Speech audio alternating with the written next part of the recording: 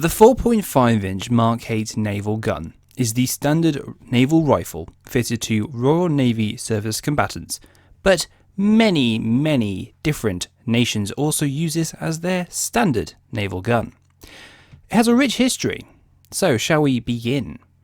Its roots stem from the quick-firing 4.5-inch Mark 1 gun that was developed as a dual-purpose secondary gun for anti-surface and anti-air.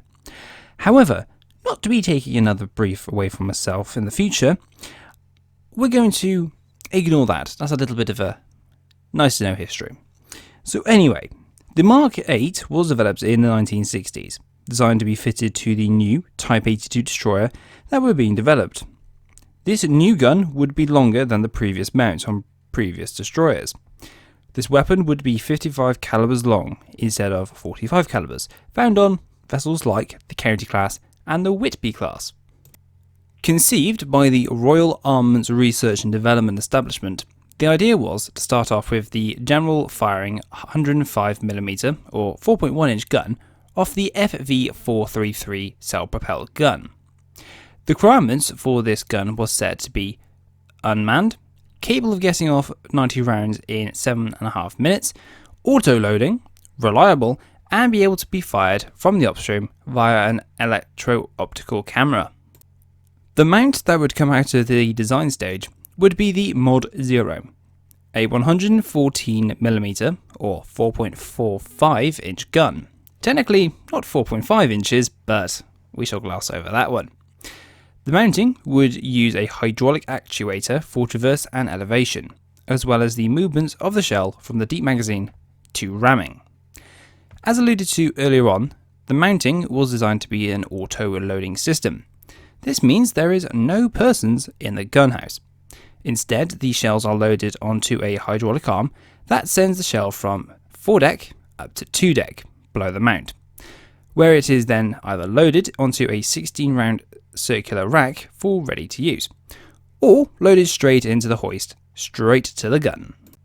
Ammunition is fed to the gun via a hydraulically operated pendulum loading arm with a tray, pivoted on the cradle's trunnion. The arm swings down vertically into a fixed structure hoist to pick up the next round, which is loaded in 2 stages into a tray. The arm then elevates into line with the gun, and a hydraulic rammer pushes the round into the breech. The barrel is 6.2 meters long and has a right-hand groove. The turret weighs 2.42 tons itself, disregarding the magazine, the hoist, and all the other stuff. All included weighs about 26.8 tons, a lot less than a 15-inch gun turret. The turret is capable of 42 degrees a second of traverse for plus and minus 150 degrees either side of the centerline, and the elevation is about 38 degrees a second. Firing limits on the barrel elevation would be minus 10 degrees to plus 55 degrees. The shells for the gun would take mainly high explosive rounds, and in 1994 they would increase into the extended range shells. But apart from that, they would have star shells, more commonly known as illumination shells these days, as well as the odd chaff shell, which I personally haven't seen, but apparently they carry them. The shells that would be fired would weigh 36.5 kilograms, and there would be around about a 3 kilogram bursting charge. The gun is able to shoot one of these rounds out the barrel at 2,850 feet per second, or in metric terms, about 869 meters per second. The ranges of the guns vary depending on the role and what HE shell it takes. The anti-aircraft ceiling is about 20,000 feet, or 6 kilometers. The range at 45 degree elevation is 24,000 yards, or 22 kilometers, and with the extended range shell, this increases to 30,100 yards, or 27.5 kilometers. Now, it's best to note that the gun's recoil is about 15 inches, which isn't actually that bad. Just you don't want to stand behind it when it goes off. You might get a bit of a sore head. Now, leaving the technicalities behind, we're going to get back into the gun's history. Now, the first mount was installed at HMS Cambridge, the Royal Navy's gunnery school located at Wembury Shooting Range off Plymouth Breakwater. As you can see in the background, here is a picture of HMS Cambridge, and the preceding picture is also Cambridge. But here you can see there's actually 2 guns here, whereas the other one was 1. Anyway, I digress. So getting back to it. So here, the weapons could be test fired at targets at sea, as well as air targets, preferably drones towed by a said aircraft. Now, spoiler alert, it all worked perfectly fine. The guns were accurate, had a great rate of fire, and hence why they're now fitted to most Royal Navy ships. Now, the first ship to actually be fitted with a 4.5-inch Mark 8 naval gun would actually not be British. It wouldn't be Brazilian, not even Chilean, not even Argentinian. But in fact, it was Iranian. Pre-Islamic Revolution. Now, I'm getting into a bit of politics there. Let's knock that one on the head. But anyway, so the mount would actually be fitted to the Iranian Vosper Mark V class frigates, or as they're more commonly known, the Elvand class. Specifically, with the Zal, which is pictured in the background, but after the Islamic Revolution. It's a bit complicated out there, Middle Eastern politics. We ain't gonna get into it. Moving back to Britain, however, the first British warship to be fitted with a 4.5-inch gun would be fitted to HMS Bristol, the lonely old girl who was built for carriers that were never to be built. And she would be setting the trend for every preceding Royal Navy vessel when it comes to the main battery medium caliber naval gun. Ships of the Type 42, Type 21 and battery Type 22s, and then finally the Type 23s would all sport the Mod 0 gun. However, there is always a however, but in this instance, this one is an important point, as part of the original requirements was for this weapon system to be, reliable? But during the Falklands War, the vessels fitted with these weapons, mainly the Type 21s enrolled in the Naval Gunfire Support, suffered from reliability issues of all things, and they had to cease fire early due to defects which had arisen. But this was not the only bit of combat these weapons would take part in. HMS Coventry, for example, used hers in Naval Gunfire Support and in an attempt to put down her fatal attack. Moving on from the Falklands War, the Iranians, now post the Islamic Revolution, would use theirs in limited amounts during the Iran-Iraq War. But that's a completely different kettle of fish to what we're talking about today. By 1995, it was decided by the Ministry of Defence to award a contract to BAE Systems subdivision RO Defence to upgrade the Mark 8 to the Mod 1 standard. This included an all-new mounting, or gun shield, and is designed to significantly reduce the radar cross-section of the mount, basically in line with the development of the Type 45 destroyer that they were intended to equip, as well as a brand new all-electrical traverse and elevation system, an increase in overall safety of the mount, and the reduction of both lower deck space requirements and power consumption.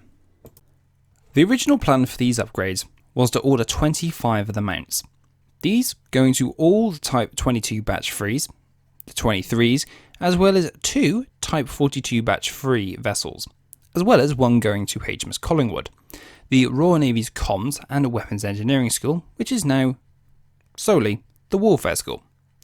Now, with the decommissioning of the 22 and 42s, their guns would go on to equip the Type 45s. Another 6 guns were considered for purchase to equip the second batch of 45s, which would have been 155mm guns, which were actually also sent to be used on the British Army AS-90 Braveheart upgrade program, but that was cancelled.